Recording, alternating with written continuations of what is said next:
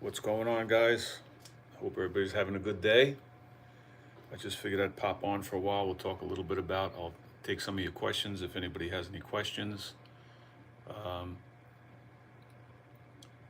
talk a little bit about your workouts if you want. I'll leave it up to you guys. Haven't worked out today myself yet, but we're definitely going to get to it. We'll see what's on the agenda. I like to mix it up. And like I've told you guys before, I do a little bit of calisthenics, weighted calisthenics, weight workouts, gym workouts, things like that. I like to mix it up. But everybody has, what I tell people is you have to pick some type of exercise that's sustainable for you, right? Something that you're interested in, something that you want to do, something that's going to keep you going with it, for a while. That you can incorporate into your life and keep it going, keep it going on a regular basis, something that's going to hold your interest, right? So that's the main thing. And then what I talk about a lot too is when people, what they do is they'll take exercise and they'll think that it's a fix for the rest of their bad habits, right? For overeating and drinking and whatever they want to do. They get into this mentality, and I had that mentality for a long time, where I thought I can go out drinking, I can eat whatever I want. I was never an obese guy. I was a little overweight at one point when I got into my mid to late 40s. I really started putting some weight on, and it wasn't good weight. I always talk about that. Prior to that, I always thought, because I wasn't obese, because I wasn't really gaining weight, I said, well, I can keep eating what I want and do the exercise that I do. And I thought that that's what was keeping the weight off. But you have to remember that the chronic issues, the weight gain and stuff like that, it's a process. A lot of times it takes some time, and everybody's physiology is different. So I could be eating a certain diet, you could be eating the same diet, and I may show the weight and the ill effects of that diet a lot quicker than you, right? And then you're going to think, well, I can get away with it, and I'll look at you and say, well, how come he can eat what he wants, and he's not gaining weight, he's not getting sick? Well, the odds are you're gonna pay that price at some point. At some point, you're gonna pay the piper, right, for your bad habits. So you always have to keep that in mind. So when it comes to your health and fitness, you have to look at it as a holistic approach. You have to look at all around. You want to look at your diet's always going to be number one.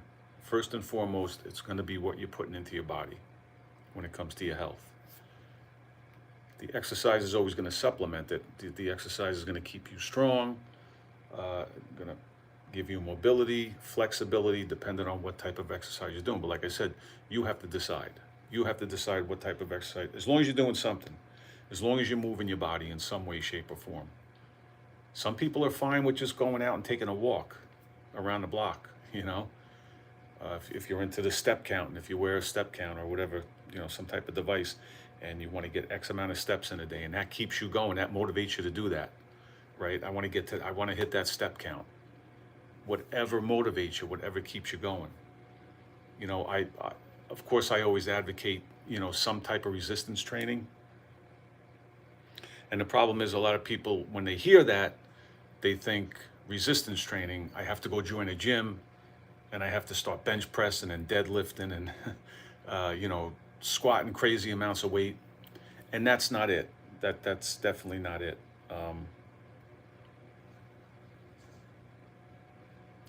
When we talk resistance is going to come from anywhere. It's going to come from dumbbells. It's going to come from barbells, from rubber bands, rubber resistance bands, anything from your body weight. I'm a big advocate now of the body weight training, which I never was in my younger years, and I always, I wish I was now, but I'm really glad that I found it. I think it has amazing benefits. And it just goes to show that you don't need that gym membership. You don't need fancy equipment. You don't need a bunch of weights. You could build a great physique, again, as long as you're eating the right way, right? And you can keep yourself very healthy, very mobile, very flexible with just your body weight. Um, again, I advocate a little bit of both, but it's not necessary. It's just what I like. I was always a gym guy. I started, on an old universal rickety weight machine way back in high school, and that's what I started on. And I always gravitated towards the weights. And I thought, in my mind, it was always, well, if you're not lifting weights, you're not going to be in shape. And that's the furthest thing from the truth. It really is the furthest thing from the truth. When a lot of people start out, they're not quite sure. There's so much information, especially when you get on the internet and you start looking around. Let's say you're a person who you've never exercised. Maybe you exercised 20 years ago, 10 years ago, you haven't done it for whatever reason. And now you realize now, hey, I have to get moving. I'm putting the weight on. I'm starting to have these chronic issues that most of us have that come with the standard American diet and really, to be blunt, are lazy lifestyles, So a lot of people they spend their time on the internet looking at all this information that it runs the gamut, right? People will tell you, don't eat this certain food because it's going to kill you. And I guarantee I could read that and then I can go and find another article that's going to tell me, eat that food because it's the most healthy food in the world. Somebody's going to tell you, don't ever do this exercise because it's going to destroy some part of your body. And I'm going to read another one that's going to say, this is the best exercise to build this type of muscle. So the information that you find is all over the place. It's just all over the place. The time you spend trying to sift through all the bullshit and find out what's the truth, what's going to work for me, what's my best course of action starting out. It doesn't hurt to make an investment in a coach or somebody to guide you along, right? Because I've had people ask me, the other day, somebody asked me, do you sell, do I have a book or do I sell a certain type of course, some type of program? A lot of people are into just buying an exercise program, thinking that that's going to cure all their woes. But again, it has to be a complete approach, right? You have to look at your physical health, the nutrition, the exercise, your mental health, your emotional health. It all goes together, your sleep patterns. So there's a lot going on there. And everybody has different needs. Everybody's starting from a different starting point, right? Everybody's looking for something different. Everybody has different limitations, different lifestyles. So just some generic program, I don't believe in that. You know what I mean? You need somebody that has some experience that can help you sift through all the bullshit, all the false information, all the and not all of it is false, because again, some of it may apply to me, it might not apply to you. Even when we talk about the diet, some people may thrive on a carnivore diet. Some people may thrive on a vegan diet. But you need some guidance. You know what I mean? Somebody to tell you, you might want to try this, might want to try that. Again, people are into all these supplements. Well, what can I take for this? What can I take for that? If you're eating a relatively healthy diet, you probably don't need supplements. Sometimes you do, but you have to remember, a supplement is just that. It's a supplement. It's not a replacement.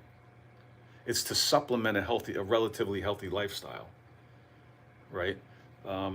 So again, you need somebody to help guide you along. Another big thing is accountability, because a lot of us just get lost. We get started, we come out of the gate strong, right? I'm going to be exercising. I'm trying to eat right. And then when things get frustrating, And one of the biggest points, one of the biggest things that frustrate us is the lack of immediate results, because we want everything done right away. I want to lose the weight. If you don't see that weight drop 10 pounds in a week, you think this isn't working. But it takes time. It takes time.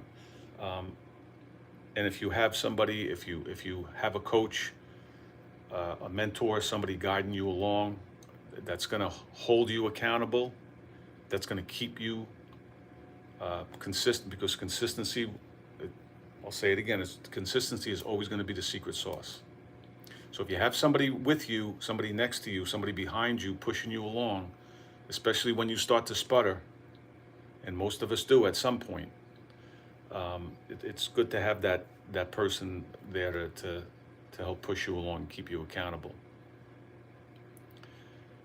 And again, you have to stress, and if it's a coach or anybody helping you that's worth their salt, they're going to impress upon you that it's about building long-term habits. It's not about looking for shortcuts.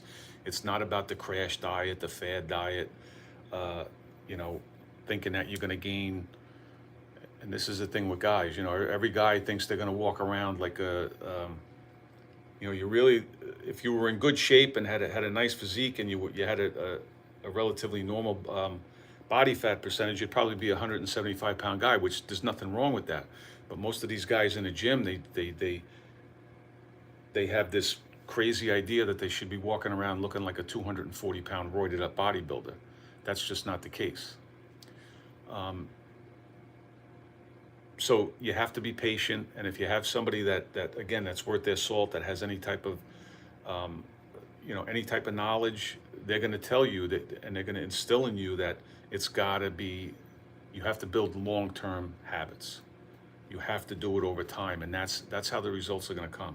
You do a little bit every day, not a lot for a couple of days, and then you slide back to your old habits, for a week or two, and then think you're going to come back for another 2 or 3 days.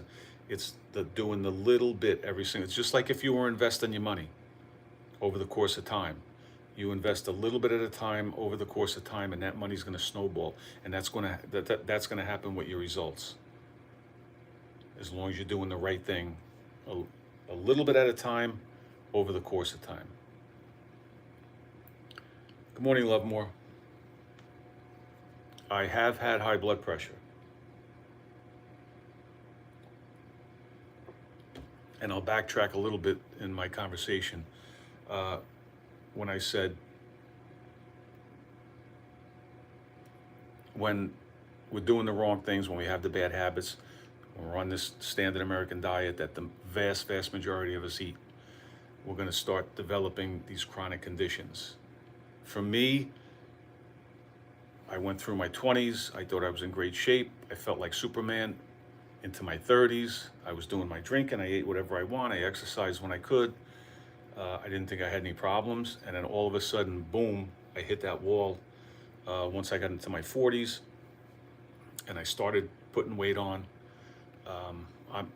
I'm just about 6 feet tall. And at my heaviest, I got up to about 230 pounds. I wasn't morbidly obese when I was dressed. I didn't look like I was, but it wasn't good weight. I didn't feel good. My blood pressure was going up. I never really checked because I wasn't up on that. It wasn't something that was on my radar, but I would imagine I had some type of insulin resistance going on, some blood sugar issues and things like that. I had inflammation. My knees used to just swell up out of nowhere, and it was all diet and lifestyle related, without a doubt. Because I know for a fact, because when I cleaned up my act, it all just went away. But again, it didn't go away in a week. It took time. It took me building new habits, learning about nutrition and things like that. So it's a process, which gets back to my point about, people making an investment and having a coach or a mentor along with you, just to hear their experience. And again, nobody that you work with, or if you have a coach or a mentor, nobody has all the answers. Nobody ever will. And when I do it, when I coach people, I don't tell them this is the absolute only best way to do it. I tell them it's going to be a learning process for both of us.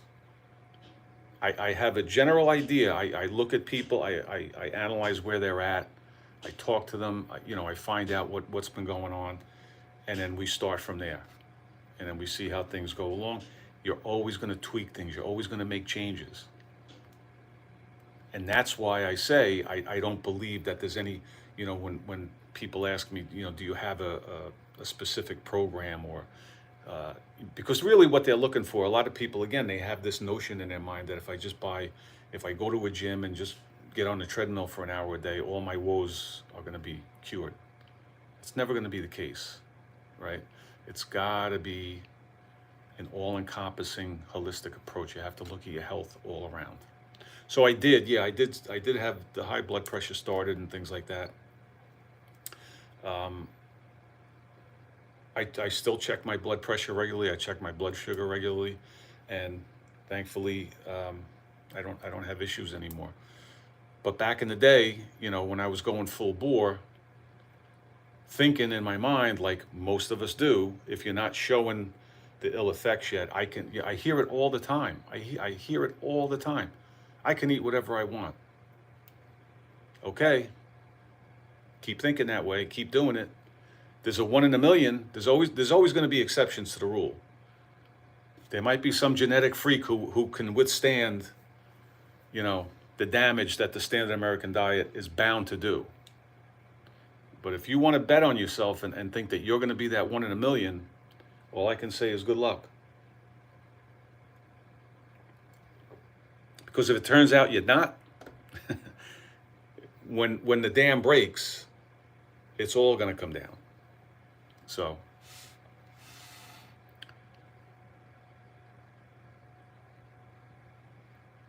Chris, yeah, that you're absolutely right. Conditioning, and that happens over time. That happens with being persistent in the beginning, really going at it, and then staying consistent over time. The consistency will always get you there.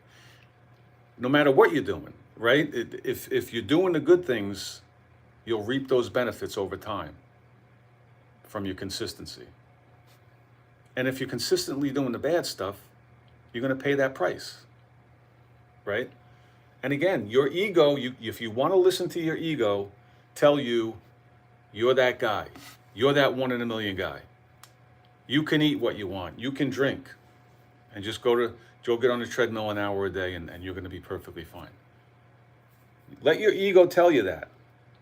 But I tell you right now, when you find out you're not that guy, you're not that 1 in a million, and those chronic conditions start, and a lot of people still won't admit, once all that shit starts, we'll get into the whole thing that we're fed, all the bullshit we're fed from the mainstream. Oh, you're 50 now? Well, you're supposed to have high blood sugar. You're 50 now? You're supposed to have high blood pressure. You're supposed to be overweight, because that's what happens. That's what happens if you're not doing the right thing over time. It's not, you're supposed to get old. Nobody on this earth is going to stop themselves from getting old and from aging. But age doesn't mean guaranteed sickness, guaranteed inflammation, being in pain, not being able to move, not being able to get up off a chair, not being able to pick up your kids and your grandkids. No, that's bullshit.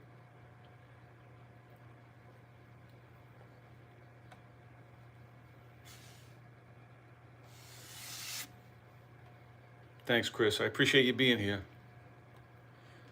So yeah, guys, if you want to think that you're that 1 in a million, you're that Superman that's gonna withstand the damage that the standard American diet and the shitty lifestyle is gonna do, good luck. Good luck. And again, just because you age, it doesn't mean, like I said, it doesn't mean you have to be in pain. It doesn't mean you can't get up off a chair and everything that I just mentioned.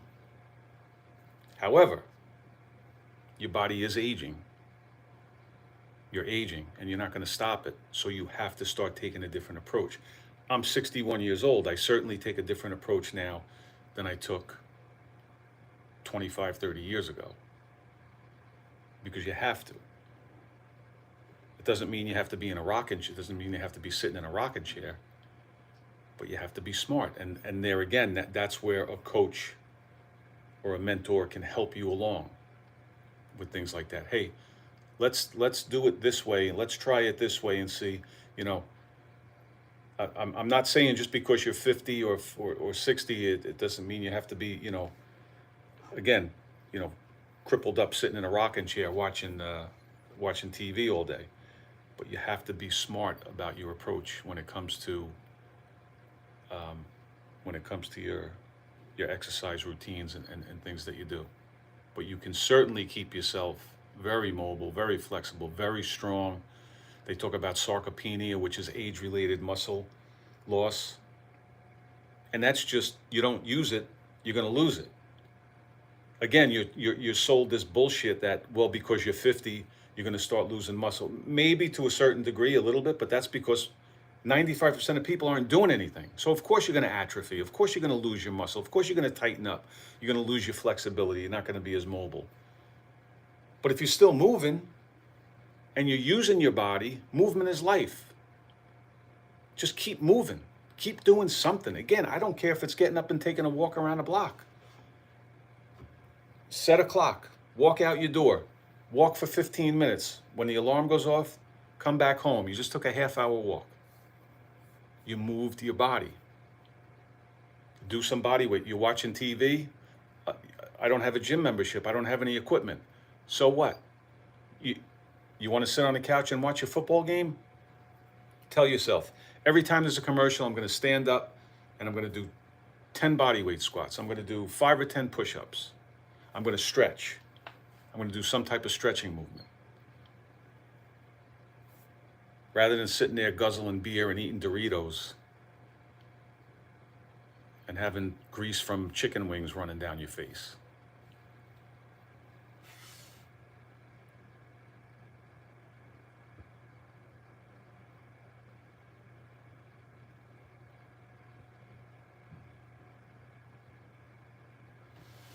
Is that RIDS? I've never taken steroids in any dose. I've never taken TRT. I don't advocate it. It's a personal choice. I'm accused of it all the time. I know I was in law enforcement for 32 years, and I know many guys that I worked with, actually women too, that put that stuff in their body. It's not on my radar. I have no desire to do it. I think you can maximize your testosterone levels and stay healthy by living a healthy lifestyle. There again, I talked earlier about supplements. A lot of people think that a supplement is a replacement for a healthy lifestyle. A supplement is just that, it's a supplement. When you start getting into this, you're getting into really dangerous area, you know, when you talk about, you know, these guys that think that just putting these exogenous hormones and drugs into your body, you don't think you're going to pay a price for that. Your body is smart. Our egos are ignorant, or stupid, or arrogant. And you think, again, I can eat whatever I want. And then these guys start with the TRT. And I guarantee, I've never in my life taken any type of, what you mentioned, the steroid, a TRT, nothing like that. But I guarantee I could shut this phone off, go into any doctor's office I want to, any TRT clinic, and just say, you know what? I've been feeling really tired. I've been working out and I just don't feel right. I just feel lethargic. I guarantee I can walk out of there with a prescription for TRT. Without a doubt. And there's consequences for that. Your body is not stupid. At some point, you start that stuff and it's never going to stop. Because your body will stop producing it at some point, because your body's going to say, I don't need to do this because he's putting it into his body. Well, why should I even bother doing it? And it's going to be a lifetime commitment. And you don't know the long-term effects of that. You think you do. I see it all the time. Literally every day I see comments. These clowns in the over 40, over 50 health and fitness groups that I look at, I'll go through the comments. And guys talk about it like the best thing I ever did. All you have to do is go to the doctor and do it. I do it. I can do this now. I can do that now. Okay. Did you dedicate 6 months or a year of your life to maximizing your testosterone levels in a healthy way? I'm telling you, I worked with many guys and women that took this stuff. And they didn't change one thing about their lives. Kept guzzling booze, kept eating whatever they want, stressed out, didn't have good sleep patterns. None of it. But they were injecting this shit in their ass every month. I don't even know how often they did it. It's lunacy. It's lunacy. Now, is there a medical reason for these things at some point? Well, yeah, I guess that's why they were developed. But you show me out of 1,000 people, how many people are actually injecting that shit in their ass for a legitimate medical reason? 95% of the people that are doing it, and I'm lowballing that 95%, I bet you it's way more, are doing it for pure vanity reasons. And it's a big money maker for these doctors. It's a huge money maker. And again, to my knowledge right now, I don't have any health issues. But I promise you, I guarantee you, that I could walk into any doctor right now and walk out with a prescription for TRT. Without a doubt.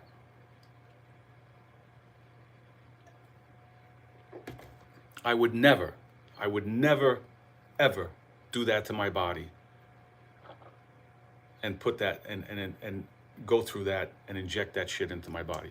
There's absolutely no reason for it. Absolutely no reason for it.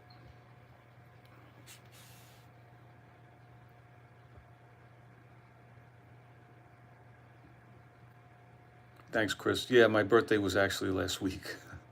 I stopped counting though.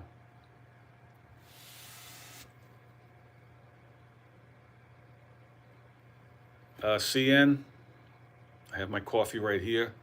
I feel for you with that, but you know, again,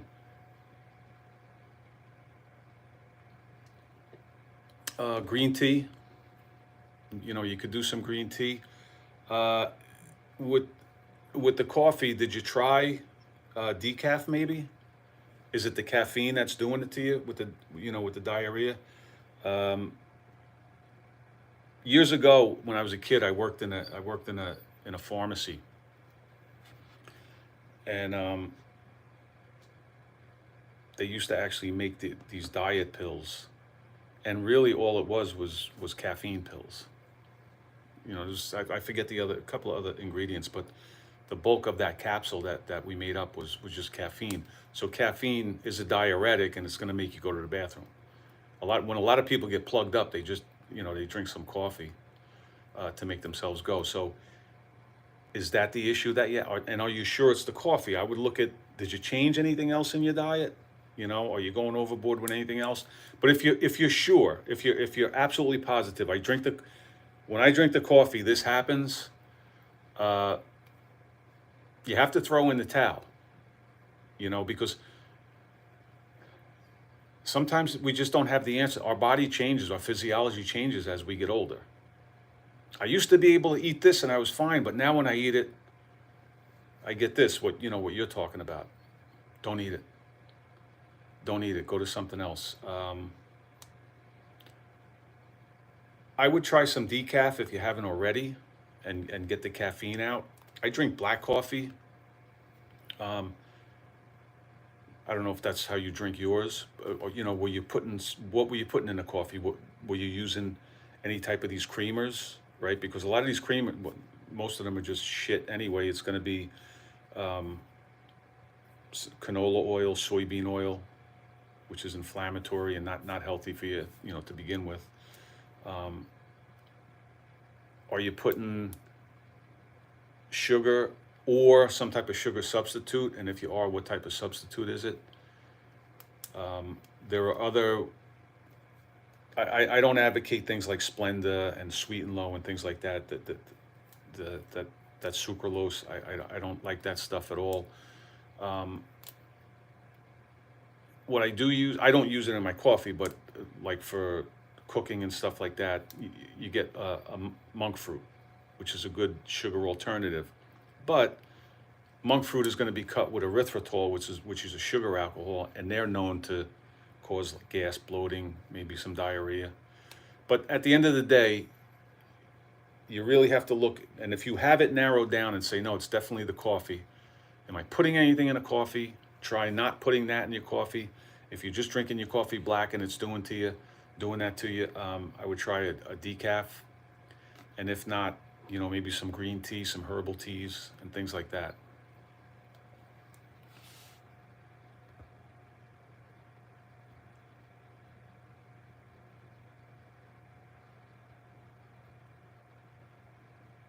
Thanks, Chris. Again, man, I appreciate you being here. I appreciate you popping in. All right, Cian, you're definitely positive. Yeah, okay, then like I said, maybe try the decaf. I just found a good brand of decaf that's a dark roast and has a really good flavor to it. Because some of them, you really can notice the difference with the flavor. And drinking it black, you want something with some type of flavor. The coffee, the quality of coffee really doesn't matter if you're throwing in those creamers and sugar and all this other bullshit. But when you're going to drink black coffee, you want something that's going to have some flavor. But again, I drink green tea also, but I do drink a lot of coffee. Chris, you're absolutely right, and that's the thing. Most people aren't willing to do that, to put the time in, because again, you come to the point where you say, I had a woman that was, I'll talk about ice cream. She developed what I assume is some type of lactose intolerance.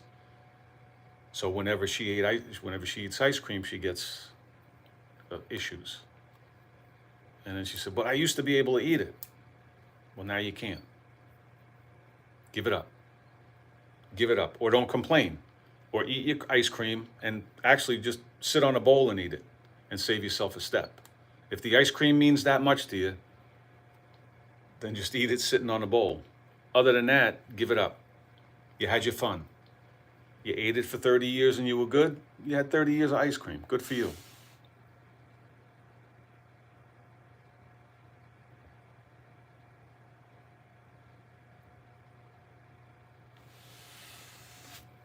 All right, CM, man. Good luck with it. But like I said, try the decaf if you didn't.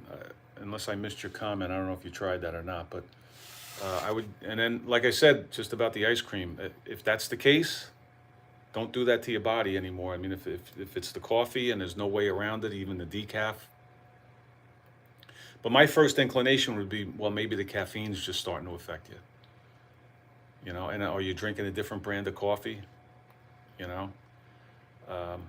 So yeah, again, like CN said, we're really science projects, and our bodies change over time. Our bodies change over time, and you have to be aware of that. You have to be aware of that.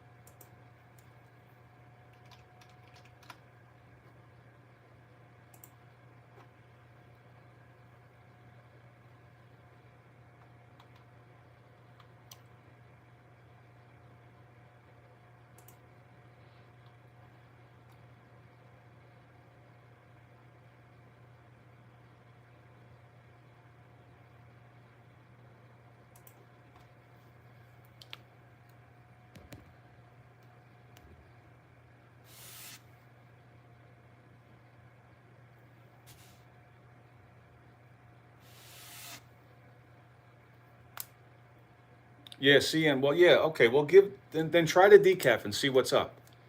But the brand I use, again, I drink it black, And I found this to have a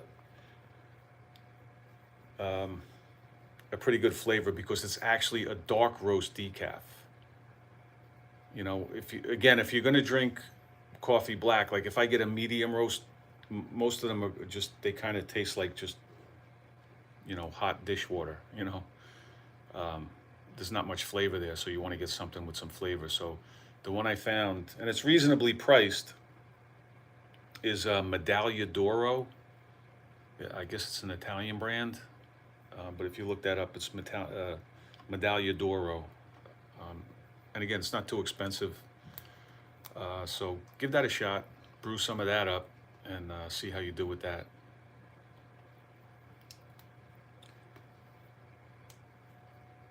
Is that JL? Happy Diwali? Okay. Same to you. When does that start? Does that start on Halloween? I'm not too up on that. I apologize, but enjoy. And thanks for being here.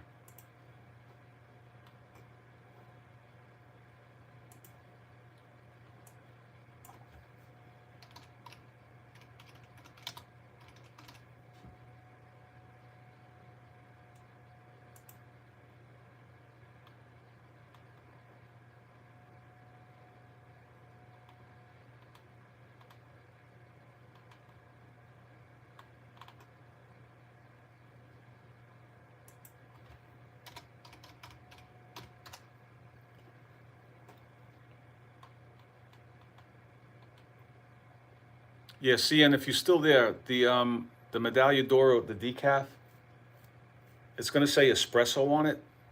It says, I'm looking at it now. It says Medaglia d'Oro decaffeinated, but it's going to say espresso, but you can use it in a regular drip coffee machine, which is the one I get.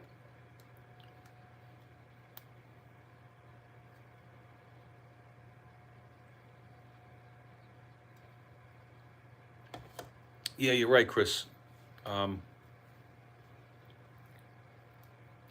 But again, our body's always changing, and you really have to, and that's just it. Like you said before, we really are like a science experiment, right? And the physiology is always changing as we get older. So you have to be really aware of what you're putting in your body. You know, and again, if it's something that, well, I don't understand. I've been, you know, and the woman I was talking about with the ice cream, she started taking these, you know, the enzymes and all to try. You're going through all this just to have an ice cream cone or an ice cream sandwich. Just stop. Call it quits. Like I said, you had your fun. You ate it your whole life. Find something else, you know. But people aren't inclined to do that because that takes change. You don't understand. I eat ice cream all the time. I've eaten it all my life. And now I have issues from it, but I'm still going to eat it. So I have to find a way to get it in my body, rather than just saying, okay, I'm going to change. I'm not going to have it. You know, I mean, talk about giving things up. You know, I gave up alcohol. I never realized the damage that it was doing to my body. Again, because in my younger years, when you have the benefit of youth for the most part on your side, you can get away with a lot. Most of us do. And we keep pushing the envelope. I certainly did. I pushed the envelope as far as it could be pushed. So, but once I stopped, you realize because your body's, and that's the other thing. When we develop these issues, we refuse to believe that it's because of our shitty lifestyle, and we're actually doing it to ourselves. We don't want to admit that. So that's when we go to the doctor. The high blood pressure, the high blood sugar. So I'll give you a blood pressure pill. I'll give you some metformin. You know, you name it, everything. How many guys my age are even on antidepressants? I mean, you look at the most statins, which is one of the biggest scams in the world. They'll look at your LDL number. You need a statin. You know, and it does nothing. It does nothing for, because really the numbers you want to look at, when you look at that cholesterol profile, you have the LDL, the HDL, but the most important number you want to look at is the triglycerides. and the ratio of your triglycerides to your HDL. You want the HDL to be nice and high, and you want the triglycerides to be nice and low. And most of us, the vast majority of us, are walking around with triglycerides through the roof. And the problem is triglycerides are actually fat in the blood. So people automatically think, my triglycerides are high, I have fat in my blood because I eat fat. It couldn't be further from the truth. It's because of the processed carbs that we're eating. So you have people, you want your triglycerides down around 100-ish, give or take. There's people walking around with triglycerides 300, 400, 500, 600. And their HDL is in the tank. Those are the people that are really at risk of, heart problems, a heart attack. You want to talk about the, cardiovascular risk, you look at somebody like that. So if you get those triglycerides down nice and low, and you keep that HDL nice and high, and you look at that ratio, and that's a nice low ratio, that doesn't mean you're going to live forever. But that's how you want to really, look at, and there's other numbers that you look at too, but that's one of the big ones, and they never tell you about that. And the reason why they don't is because they don't have a pill that's going to lower triglycerides. They don't have a pill that's going to up your HDL cholesterol. They have one pill, and that's a statin. That may bring down the LDL number a little bit, but who gives a shit what your LDL is as long as your HDL is nice and high and the triglycerides are nice and low. I mean, if your LDL is up 300, 400, 500, then obviously there's some type of issue there. But they set the number for LDL, I think it's 150 or 100, give or take. And you come in and your LDL is 200, you got to be on a statin. I have a friend of mine who's right about my age, maybe a year or two younger than me. Very intelligent guy, very book smart, very level-headed. And we were in a conversation, and he told me he was taking a statin. I said, well, why? How come you're on a statin? What did the doctor say? I don't know. He just told me I needed it. He didn't explain why. Yeah, something with my cholesterol. And he's been taking this pill for a year, every day, faithfully. And he doesn't know why. You got to educate yourselves, guys. You got to educate yourselves. I'm not saying you got to go to medical school, but you got to know what you're talking about. You have to be able to go back at these people. Don't have blind faith. Just because the guy has a white coat on, you don't put your life in his hands. If you do a Humpty Dumpty and you wind up, God forbid, you have an accident and they got to put you back together, well, then get to the hospital and say, do what you have to do. But your day-to-day health, you educate yourself. Don't have blind faith in some asshole general practitioner that's going to have you on a statin, that's going to keep you on metformin for the rest of your life and not tell you how to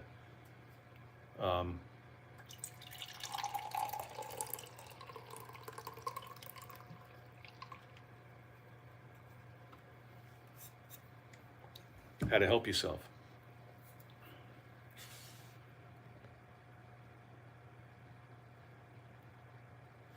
CN, no, I'm not. I talk about that too. I think there's a place for a keto diet. It's a therapeutic diet. If you know anything about it, which you might, that was originally developed, I believe, back in the 1920s. That was a therapeutic diet actually for people that had seizures, like epileptic seizures and things like that. And supposedly it was very effective. But this was before they developed all of the, I guess it was like Dilantin and all these anti-seizure drugs. So they use they've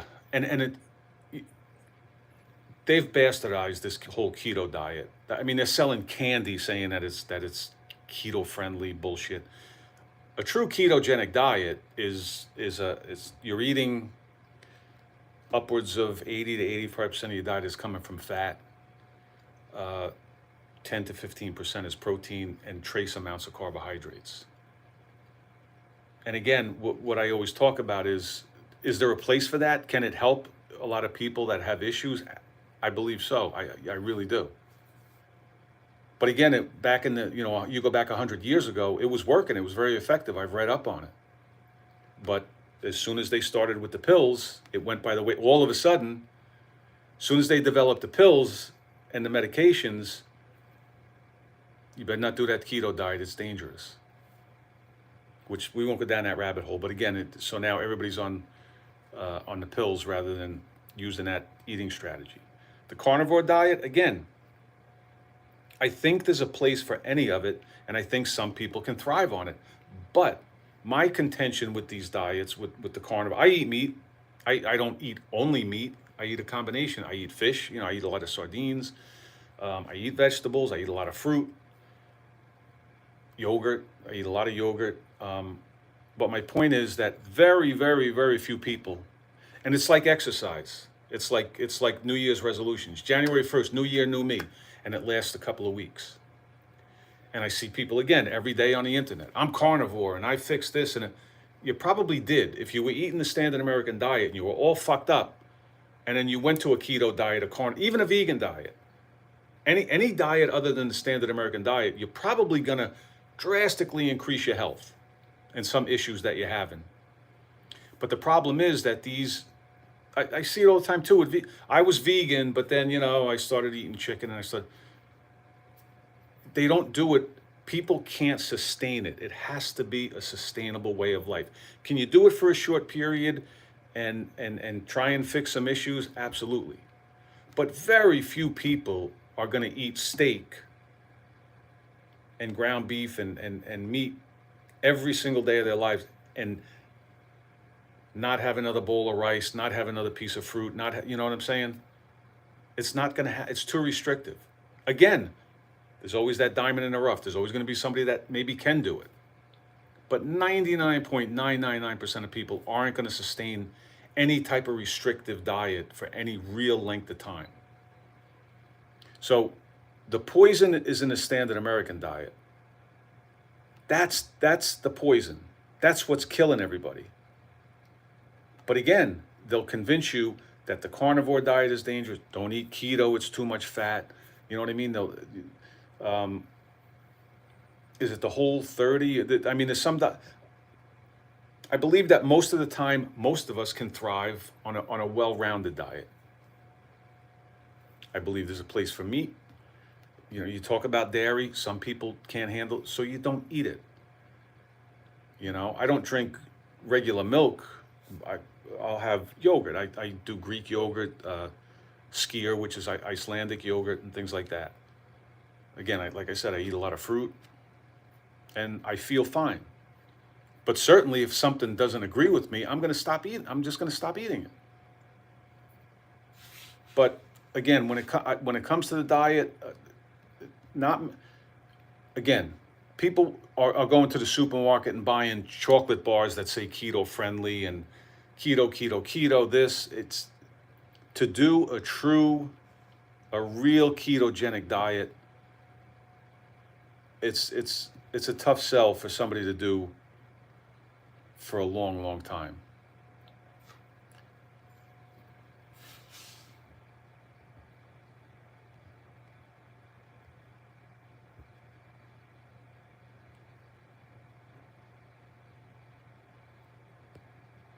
Shout out to Scotland. Good morning, my brother. Well, actually, good afternoon for you, right? Yeah, see, and the sardines are definitely an acquired taste. If you told me a few years back that I'd be eating sardines on a regular basis, I would have said no way. But I really, really enjoy them now. I really do. Chop up a few, onions, tomatoes, whatever, broccoli, whatever type of vegetables I have laying around. Dump them in a pan, and maybe just throw a little sauce on them. Flavor them up. Sometimes I'll just I'll squeeze a lemon on them. A little bit of grated cheese, and they're really, I enjoy them. I enjoy them. And when you compare them to I eat a little bit of tuna every now and again too, but the big thing with tuna is everybody talks about, first of all, the oceans are like toilet bowls anyway. They're polluted all over the place. So we're all on an even playing field when it comes to the fish. And I won't even get into the whole farmed fish thing. but they haven't gotten to the point where I don't know the logistics of it, but they, sardines obviously are always going to be wild caught. They're not farmed yet. I guess they're going to find a way to do it. But they're also a smaller fish with a much shorter lifespan. So if there is any, which I guess there is, whatever the mercury content in it, it's nowhere near what's going to be in, say, like tuna, right?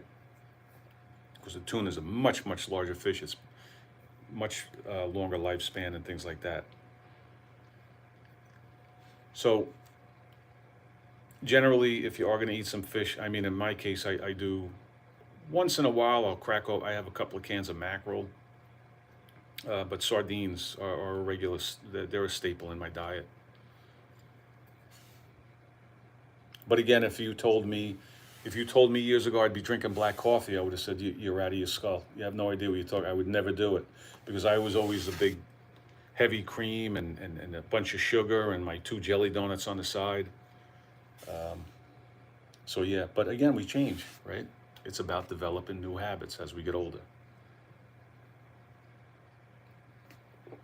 It's about evolving, right? Educating ourselves as we go along. So eat your sardines and stop complaining, CN. Cut the bullshit. Warhead DS, hello to you. I appreciate you being here. That's what it comes down to, Chris. Whole foods. I'm very pro whole food, Warhead, extremely. My favorite high carb food, fruit. I eat a lot of fruit. I do stray a little bit every now and again. I still like my pizza once in a while, but I mean, as far as food, I eat a lot of sweet potatoes and fruit.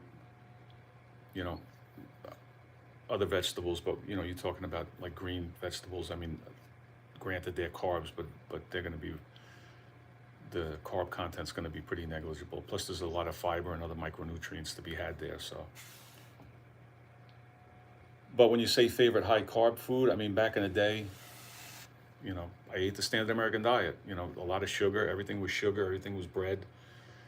I can't say I haven't had bread. I'll do a couple of slices once in a while of sourdough bread. My daughter knows a woman who actually bakes it, and you order it with her, and it's really just the 4 ingredients. It's the flour, some salt, the yeast, and water, and that's how she makes the bread. But I was having a conversation with a guy yesterday. You go into any supermarket and you look at the contents on any bread package. I don't care what, Pepperidge Farm, Super Duper, whole grain, healthy, this, that, it's going to have 15 ingredients. There's no way on earth that you should be eating any type of bread with 15 ingredients in it.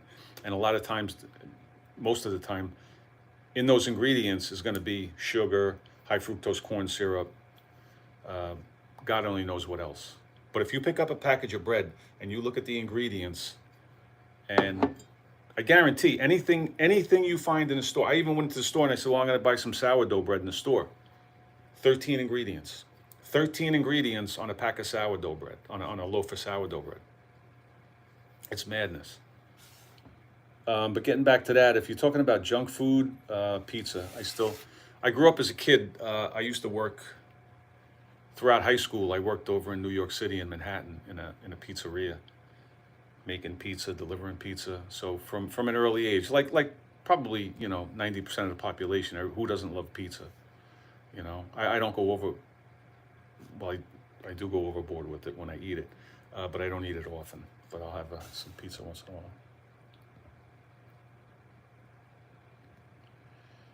Yes, Ian, it's not only oceans, but the air. What's today? 2 days ago, and I see it all the time. I was outside on my porch, and it was a clear day, and I see the plane going across with the chemtrail, shooting out the chemtrail, and I see it all the time. I actually pulled out my phone and videoed it the other day just to see it, but it's God only knows what they're spraying on us. God only knows. And again, we talk about the conditions of the oceans. Who knows what they're dumping out there?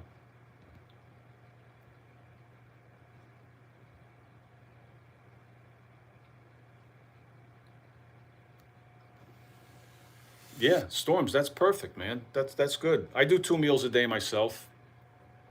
Um, but again, I eat a little bit of everything. You know, like I said, I don't know if you were here earlier, but I do some yogurt, fruit, and things like that. Sweet potato. I eat a lot of meat. I eat a lot of meat. I eat a lot of red meat. Had some steak yesterday. Um, but yeah, I'm not shy with the meat. My sardines, like I just mentioned. But good on you, man, if you could do that. Appreciate you popping in.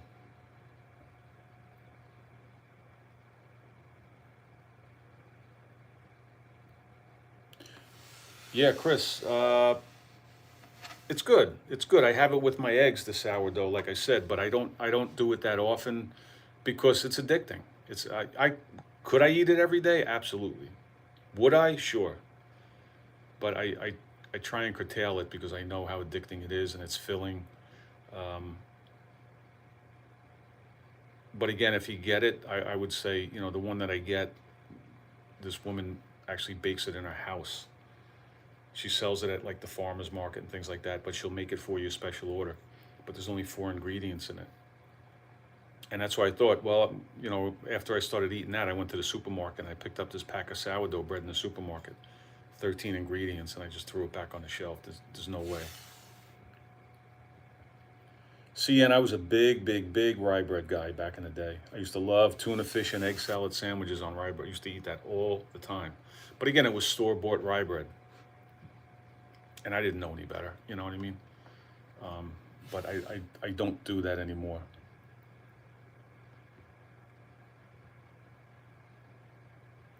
The sourdough, yes, yes, you're right. As far as that goes, Chris, I eat a lot of kimchi, which is fermented. I do fermented pickles. Again, the yogurt, the Greek yogurt, and the skyr, the Icelandic yogurt. Good morning, Cap. Appreciate you being here.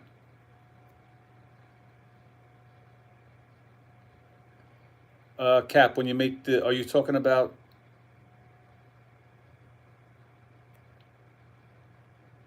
the meat, the meat, no, I'm sorry, that's Storms. Cap, are you talking about the sourdough bread?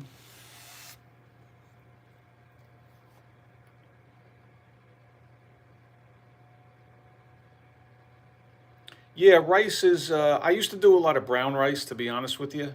I never really had a problem with, with rice. But again, everybody's physiology is different. It's going to affect everybody differently. But I don't think there's anything wrong with, people have this tendency to demonize carbs. The problem comes when you combine a bunch of fat, and in our diet, in the standard American diet, when we talk about fat, it's not coming from a good place, right? It's soybean oil, all these seed oils, canola oil, um, sunflower oil, just all of these rancid seed oils, and that's what's in all the baked goods, all the fat, or the the cakes and the cookies, right? So when you take fat and then you throw wheat, which is a carb, and then you throw much more sugar, and you throw high fructose, that combination is absolutely deadly, right?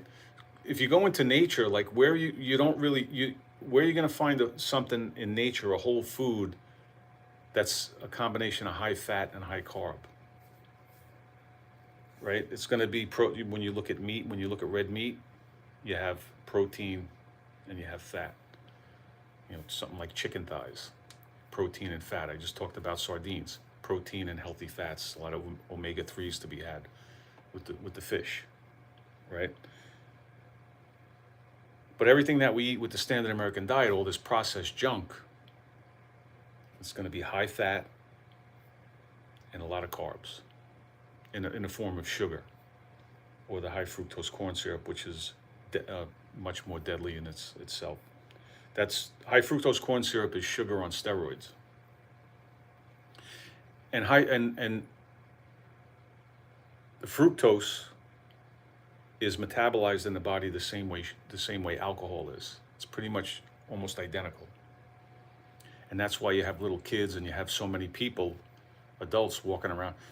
A fatty liver used to be for, like me, a 60-year-old drunk. When you heard somebody had a fatty liver disease, well, you knew right away, well, he's a drunk and he's got to be 60, 70 years old. And now we have 5, 6-year-old little kids walking around with fatty liver. And it doesn't come from eating fat. You show me how many kids are eating steak and eggs for breakfast. They're eating cereal, they're having cookies, they're having granola bars, they're having sugar on top of sugar on top of sugar. And it's all, they're drinking these juices that are nothing but high fructose corn syrup with flavoring in it. And they're destroying their liver. The livers of the little kids, little children walking around with fatty liver disease. It's insanity.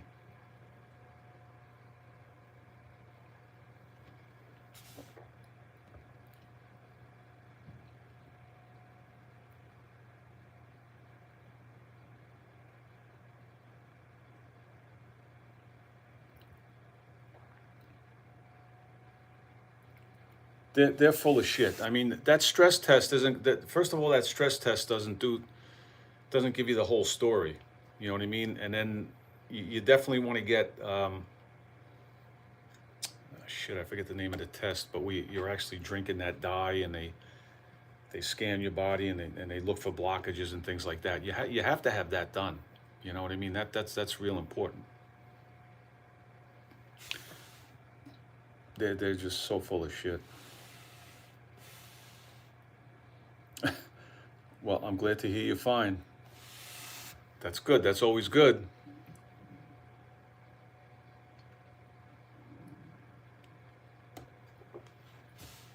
Cap, I was just you mentioned, you said your family loves to make it at home. Were you talking about the sourdough bread? I think that's what you were talking about.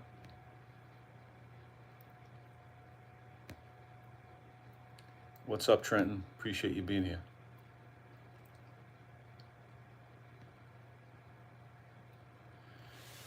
Yeah, rice. I used to make a pot of it and have it ready to go.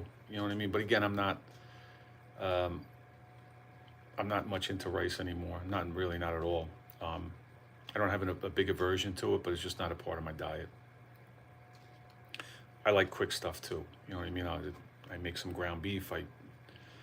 I basically, so many times I have my meals, I put it into the nonstick pan, heat it up, whether it's my eggs or sardines or some type of meat, and I just cut to the chase. I eat it right out of the pan, just to save time with the dishes. Chris, you're right. You're absolutely right. 1,000% right. Right. What do we say? The poison is always in the dose. The poison is always going to be in the dose.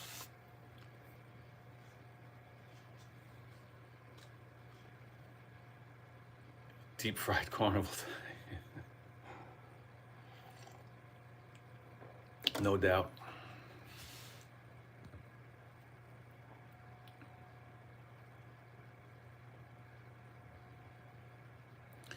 Cap, yeah, you're absolutely right.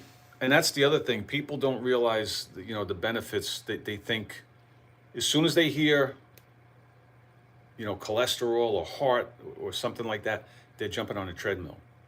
There's so many benefits to be had.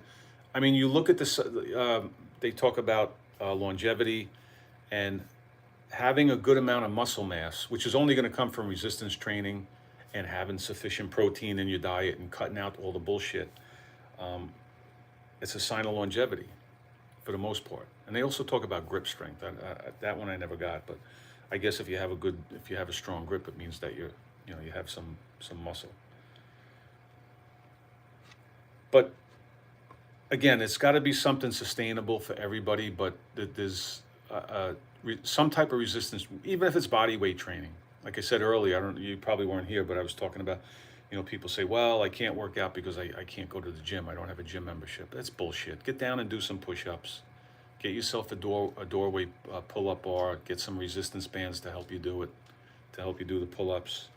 Do some body weight squats. Again, if you do it consistently, you're going to reap benefits from it. It's going to keep you healthy, without a doubt. But again, Cap, I don't know if you were here earlier.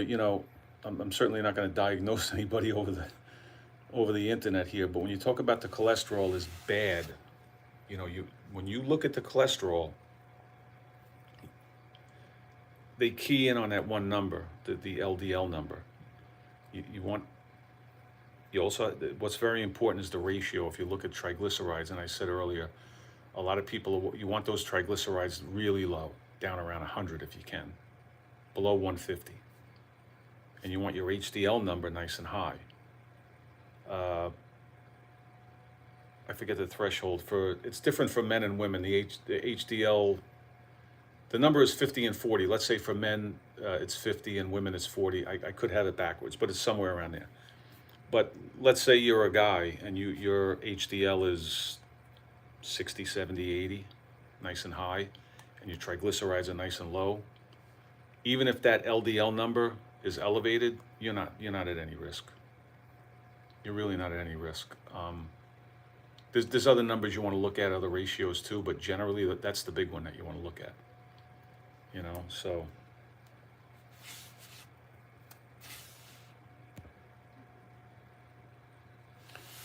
Yeah, and you got to keep track of it. As a matter of fact, I was just having a conversation with a really good friend of mine. They now have the continuous glucose monitor that you put in the back of your arm, right? And they last for 14 days. They last for 2 weeks. And that's going to constantly monitor your blood sugar throughout the day. And I just want to do it because I'm curious when I eat something just to see what kind of effect that's going to have on your blood sugar. If I sit and eat a pile of fruit, I mean, I don't think there's any issue with fruit, but depending on you look at a mango or dates. I eat dates and they're very high sugar, but you have the fiber content. And again, there's other micronutrients there. Is that going to affect my blood sugar the same as a Hershey bar would? Again, because a lot of people have this false notion that, well, it's natural sugar. And again, I think fruit's perfectly fine. You want to get into the whole pesticide thing or whatever, but the fruit that we have access to, it's the best we're going to do. But once people cross that threshold, and let's say you are, pre-diabetic, if you're pre-diabetic, you're diabetic. Let's cut the bullshit. Let's say you're diabetic. And you say, well, I'm not going to eat candy anymore, I'm going to have fruit. There's a very good chance that sugar in that fruit, people think it's natural sugar, so it's not going to affect me. Well, if you're diabetic, it's going to affect you. It's going to affect everybody differently, but that's why you have to know. You have to educate yourself. You need to know, when I put this in my body, is it going to drive up my blood sugar? And it probably will. So when it comes to fruit, if you do have blood sugar issues, you always want to stay with, say, some type of berry. Raspberry, strawberry, blackberries. Berries are always going to be on the low end of sugar content when we talk about fruit. When you talk about dates, but I was reading something interesting when it comes to dates. Because of the high fiber content, it's going to slow the absorption of the sugar, so you're not going to have that massive sugar spike. You shouldn't. Again, that's what, I haven't tested that theory, but, if you're inclined to do it, go right ahead. But you have to watch. It's really, it's a learning process. And I talk about it all the time. We put all this time into sports, and I always, it drives me out of my skull, like fantasy football. And guys are pining over, how many yards did this guy get? And how many touchdowns does this guy? And then I say to you, well, what's your A1C? I don't know. What's your cholesterol? I don't know. But you know how many yards this asshole took a football and ran down the field. You can tell me how many yards he ran with a football. As if that has some meaning in your life. And you don't know the first thing about your own health. So you got to educate yourselves.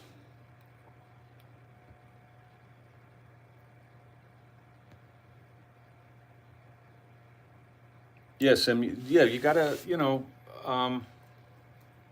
you You need that echo. Is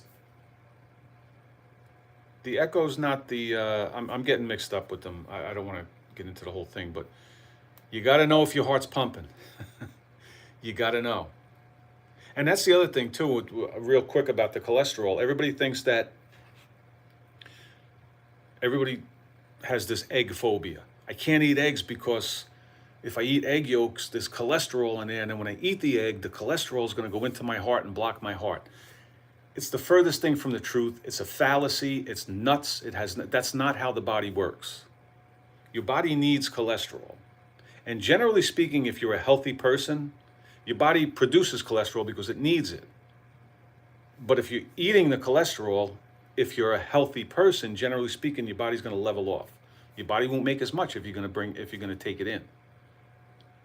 But the cholesterol isn't the boogeyman. It's the standard American diet. And we talk about the blood glucose, right? If you're eating the standard American diet, constant high blood sugar, which is going to in turn mean constant high insulin, the number one driver of inflammation in the human body is insulin. And that high insulin, that inflammation in your body is what damages your arteries. And again, your body's not stupid. Your body tries to heal itself. So it's almost like your arteries in your heart almost get like abrasions, like they're damaged. And the blockages come from your body now sending cholesterol and calcium deposits to try and patch up the damage. So it's not the cholesterol that's caused, it's all the damage you're doing to your arteries, and then your body's trying to fix itself.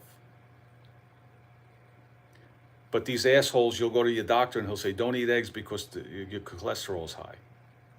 If you didn't have cholesterol in your body, you wouldn't be. You need it to live. They vilify salt. Your body can handle much more salt than you think.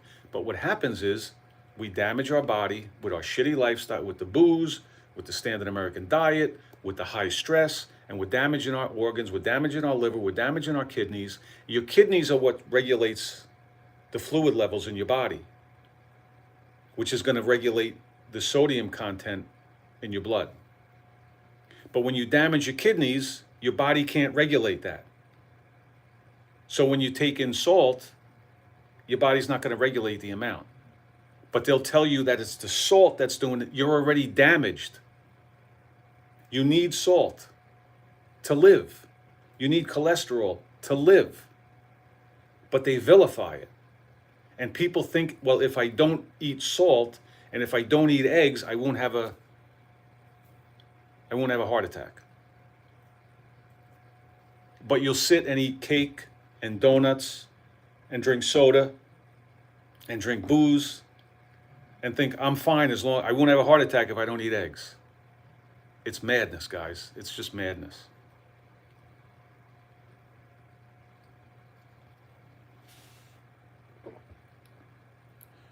Cap, they know exactly what they're doing. Cheers to pizza. Sim, I think that's the one I was thinking about, the ultrasound on the heart. Appreciate that, yeah. I apologize, I had a little bit of a brain fart on that.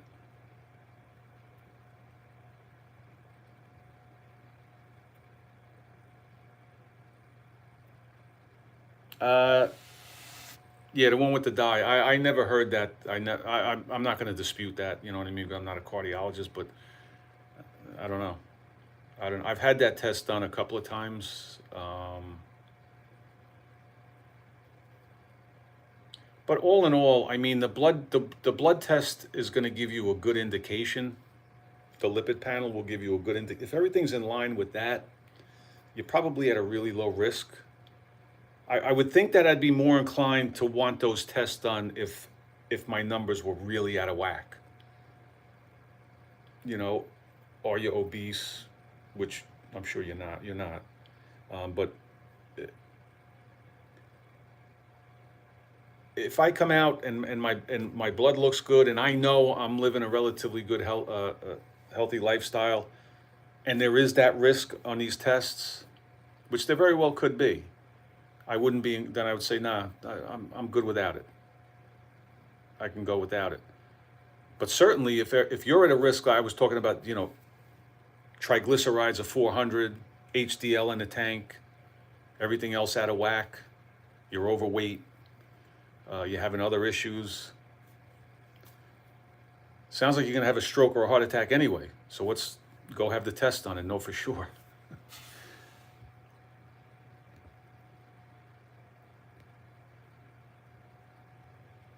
Yeah, I like Cap. I like this, and I like the idea of making it.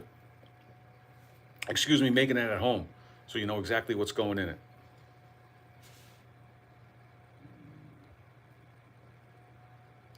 That's the one, Sim. That's it. I appreciate that, man. That's exactly the one I'm talking about.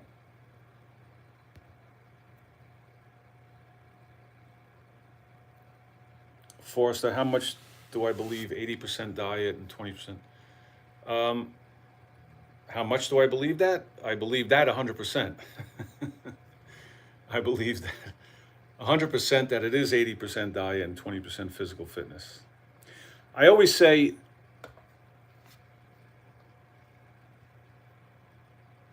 if I was given two choices and somebody said to me, I can teach you how to eat everything about nutrition, that you can live a healthy life, and eat the right things and not get sick from food, or I'm going to give you access to all the gyms in the world, all the exercise equipment in the world, and I'm going to make sure that you have all the time that you ever need to exercise. Given my druthers, given the choice between the two, I'm going to pick the nutrition every single time, because I think you could live a long, healthy life if you're consistently eating the right things. Are you going to be as strong as you might want to be, or you should be, could be? Absolutely not. Are you going to be as flexible and as mobile and all the things we talk about? No, because you're not really moving your body. But when it comes down to, if you think you're going to pour shit down your throat constantly, you could exercise 10 hours a day. What you're putting in your body is, over time, you're going to destroy your organs, you're going to destroy your insides. Health comes from the inside out. So if you put shit in your body, I don't care how much you deadlift, I don't give a shit how much you squat. You can impress me with your bench press all you want, but if you're pouring shit down your throat, it's meaningless. It's meaningless. You could pull up to my house right now in a brand new red Lamborghini and say, look, this is the most beautiful car in the world, and it goes fast and it does this. Well, if I pour a bag of sugar into the gas tank, we'll see how well that engine does. Right? And if you destroy the engine in that car, you have a $200,000 paperweight. So, nutrition is always number one. Exercise is 1A.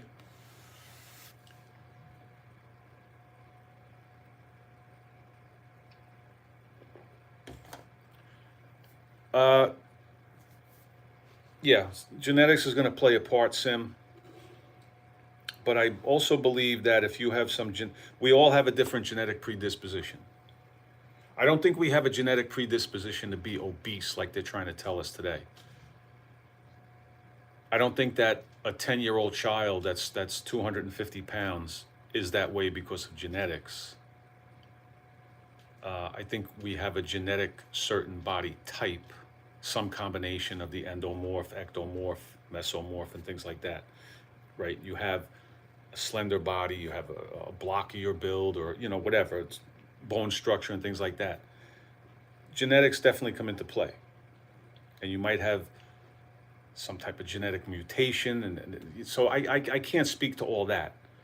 But I believe that if you have some type of genetic issue, you may be able to stave it off with a healthy lifestyle, and to the contrary, you may kick it into gear with an unhealthy lifestyle.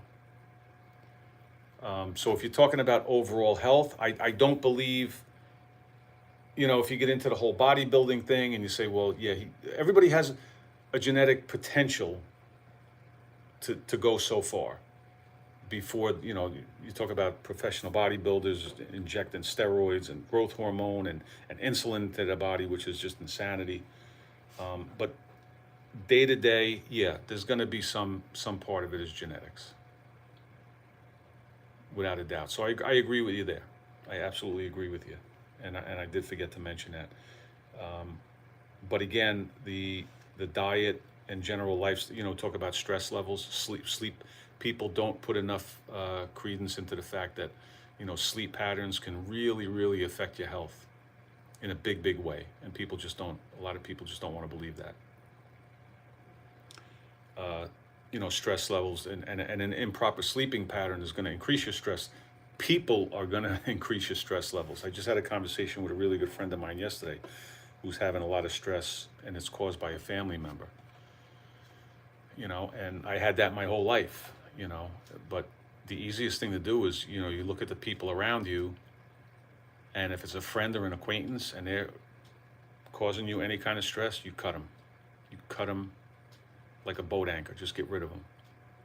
If it's a family member, that situation isn't going to be as easy, but you severely limit your time. You're still my sister, brother, mother, cousin, whatever, and I'll do what I can for you, and I'll be here for you, but you got to get away from me. I can't. You can't let people destroy your mental state with their problems. You could do what you can for people. You're always obviously going to be there to help them and do your best. But if it's at the cost of your mental and physical and emotional health, get rid of them. You got to get rid of them.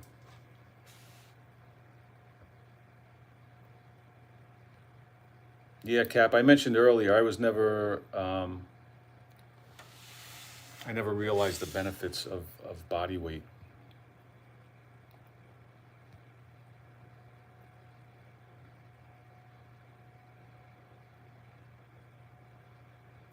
See, waited over a year. It's ridiculous. Well, I'm glad everything came back good.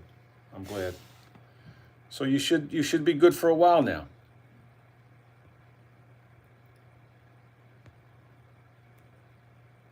Yeah. Unless you have money to go private, which doesn't come cheap, that's for sure. Doesn't come cheap.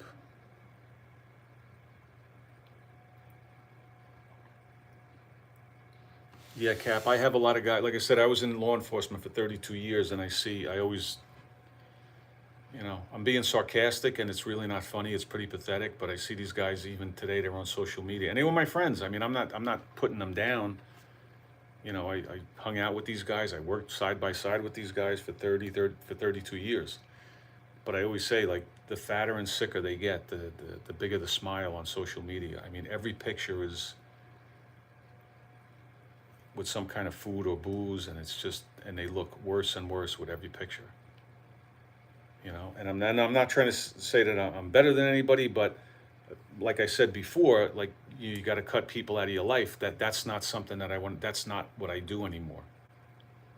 Back in the day, I would have been right in there with them with my beer in my hand and doing my shots or whatever. But I that's not what I do. I don't want to be around that. I want to be around people that take care of themselves, because it affects you. Like I've said before many times. You hang out with 4 drunks, you're going to be the 5th. You hang out with 4 of anything, chances are you're going to be the 5th, because that's the environment and you're in, and those are the people that are influencing you. And it's human nature. You're just going to do it because you want to fit in, right? Because it goes back to everybody wants to be part of the crowd. You don't want to be the odd man out.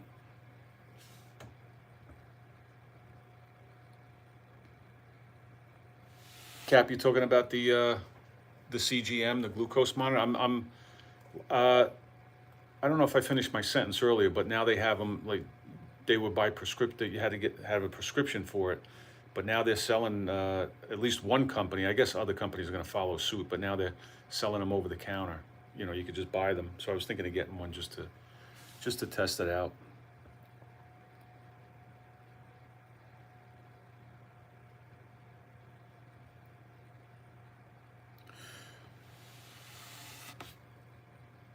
Any of these farm animals seeing, the the cattle, you know, for the beef and all the chickens. I mean, they eat grass. You know, chickens should be out eating bugs, but they're force fed these grains. You know, I guess it's corn, wheat, whatever combination of grains that they're putting in there, and that's for one reason only, to fatten them up. You know, even when you see like when you talk about grass fed beef, a lot of times you might see they'll say grass fed, grass finished. A lot of times what they'll do is it'll be grass fed, grain finished. And the last few months of the animal's life, they'll force feed it the grains, and that's going to add to the fat. It's going to marbleize the meat more because it adds more fat. So this whole notion of, you know, and if fat was the demon that they make it out to be, and they wanted to fatten these animals up, well, how come they're not force feeding them fat? They're force feeding them, you know, corn and grain, corn and wheat and things. Yes, see, and I wouldn't touch corn with a 10-foot fork or spoon.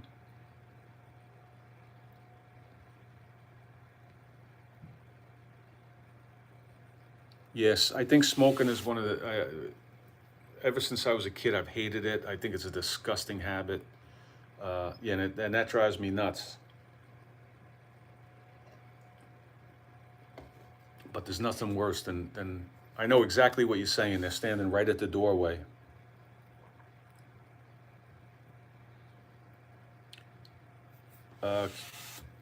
Q5.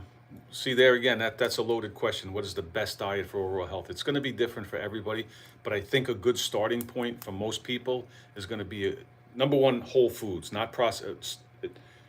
You can make a case today that almost everything is processed, and to some degree it is. But I'm talking about the fake food, the Franken foods, right? The shit that's in the box and the bags. Some combination of meat, fish, vegetables, and fruit, and you start there. I'm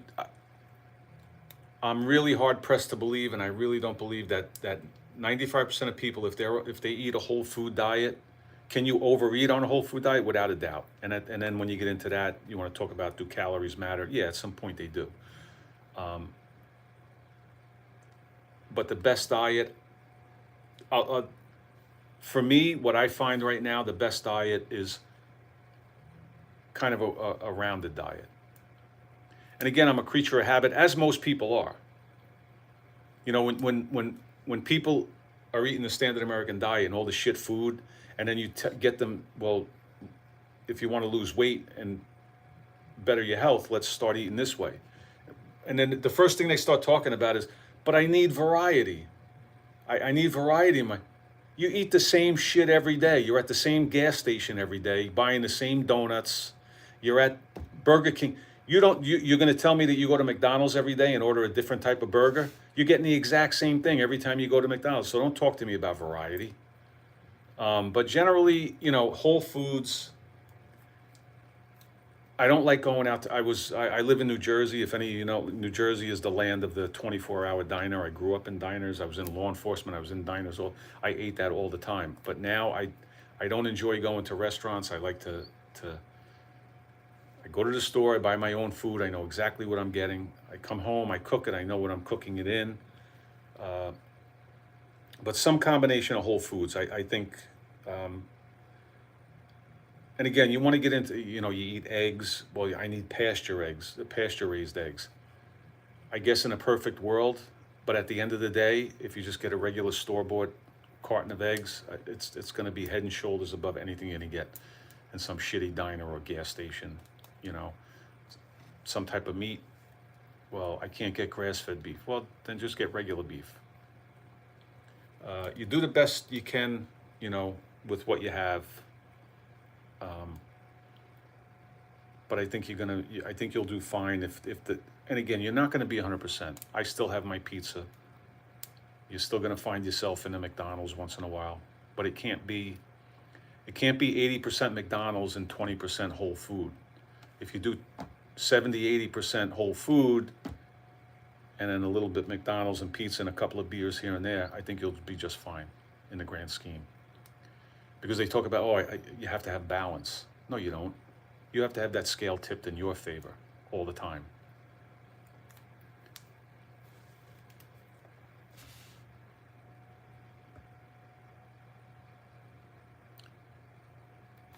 Salute to you, God's Harness. I appreciate you popping in.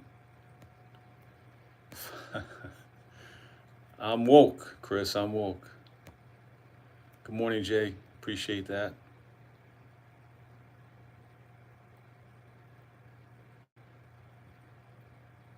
See, and you were drinking the decaf while you're sitting here? Well, I hope it works. I hope it works. All right, guys. Actually, I've been on here. I think I overstayed my welcome. I appreciate each and every one of you guys that were here. I appreciate the back and forth. Everybody hit the like button, subscribe, whatever. Down below, we have the my link tree down there. It has everything Old Dog related. I'm not wearing it today, but I have some really cool merch going on if you want to check that out.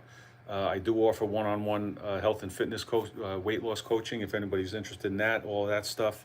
I have channel memberships up and running, yada, yada. If you want to check that out, just hit that link tree. I'm going to head out now. Again, thank you to everybody. I appreciate each and every one of you. Get your reps in, get your workout in today. Stay safe, stay healthy, and hopefully we'll be back tomorrow. Have a good day, guys.